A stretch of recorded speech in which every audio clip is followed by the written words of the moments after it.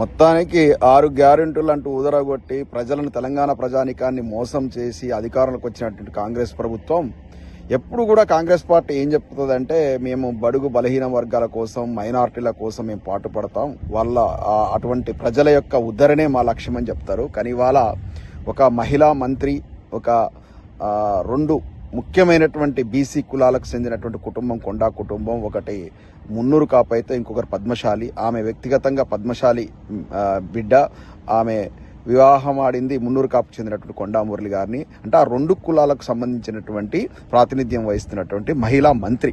అటువంటి మహిళా మంత్రి పైన తన కూతురు అంటే కొండా సురేఖ గారి కూతురు కొండా సుస్మితా పటేల్ రేవంత్ రెడ్డి గారి పైన వ్యక్తిగతంగా వారు, రేవంత్ రెడ్డి గారు, అదేవిధంగా వారి తమ్ముళ్ళు, వారి అన్నలు అంటే వారి సోదరులు రకరకాల కుంభకోణాలకు పాల్పడుతున్నారు, ల్యాండ్ సంబంధించినటువంటి కుంభకోణాలకు పాల్పడుతున్నారని తను వ్యక్తిగత ఆరోపణలు చేయడంతో విపరీతమైనటువంటి కోపోద్రిక్తులైనటువంటి రేవంత్ రెడ్డి గారు వ్యక్తిగతంగా వారి మీద కక్ష తీర్చుకోవాలి, ఏ విధంగానైనా కొండా సురేఖ మీద చర్యలు తీసుకోవాలనే ఉద్దేశంతో మొదట్లో తన అనుచరుడు వేం నరేంద్ర రెడ్డి ద్వారా ఎమ్మెల్యేలందరినీ కూడగట్టేసి వ్యతిరేకంగా స్టేట్మెంట్లు ఇవ్వడానికి ట్రై చేశాడు. కానీ పట్టుమని 17 మంది ఎమ్మెల్యేలు కూడా రాలేదు. ఆయన బలమేందో కాంగ్రెస్ పార్టీలో తేలిపోయింది. ఇక్కడ పచ్చ కాంగ్రెస్ కు అచ్చ కాంగ్రెస్ కు పెద్ద పోరాటం జరుగుతూ ఉంది. దీన్ని బట్టి తెలుస్తా ఉంది.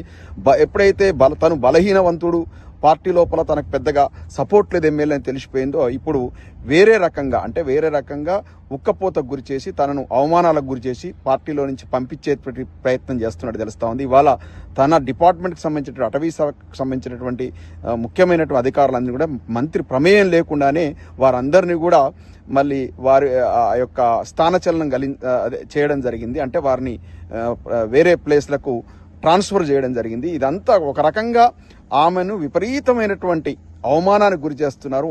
ఆమెగా రాజీనామా చేసి వెళ్లే పరిస్థితులు కల్పిస్తున్నారు. ఇదంతా కూడా ఒక కుట్ర రాజకీయం జరుగుతుంది. ఒక మహిళ, ఒక బీసీ వర్గానికి చెందినటువంటి కొండా సురేఖ గారి మీద ఈ విధంగా కాంగ్రెస్ పార్టీ పెద్ద కుట్రలు చేసేసి ఆమెను ఇబ్బంది పెట్టే పరిస్థితి ఉంది.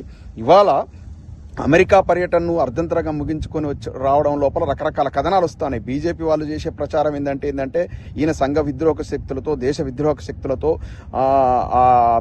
అమెరికా లోపల కొంతమంది శక్తులతో కలిసి కుట్రలు చేస్తున్నాడు, ఈయన ముఖ్యమంత్రి స్థాయిలో ఈయన పర్యటన లేదని చెప్పాము బీజేపీ పార్టీ వాళ్ళు చెప్తున్నారు.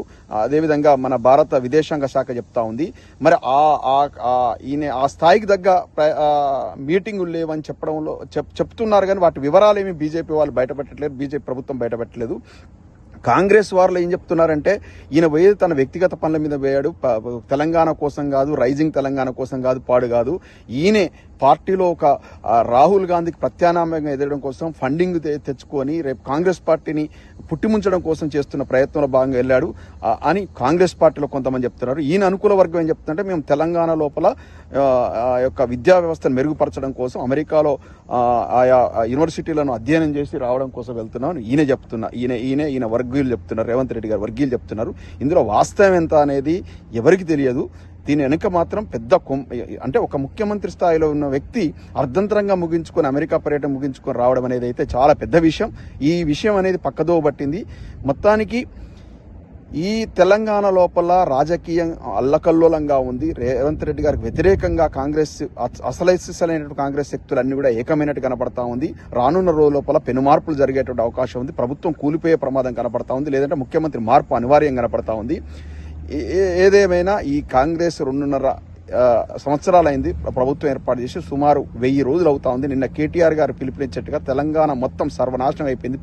బీఆర్ఎస్ ప్రభుత్వంలో పురోగమించిన తెలంగాణ ఇవాళ మొత్తం అధోగతి పాలైంది. ఇవాళ ఆర్థికంగా మొత్తం బక్కచిక్కిపోయింది.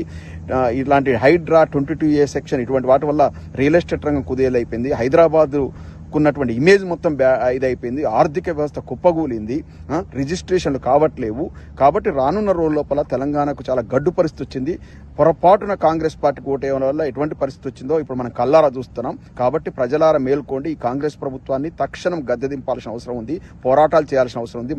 మనం గొంతెత్తాల్సిన అవసరం ఉంది. ఈ కాంగ్రెస్ పార్టీ దుష్టపాలన నుంచి తెలంగాణ ప్రజలు విముక్తి చేయాల్సిన అవసరం ఉంది. జై తెలంగాణ.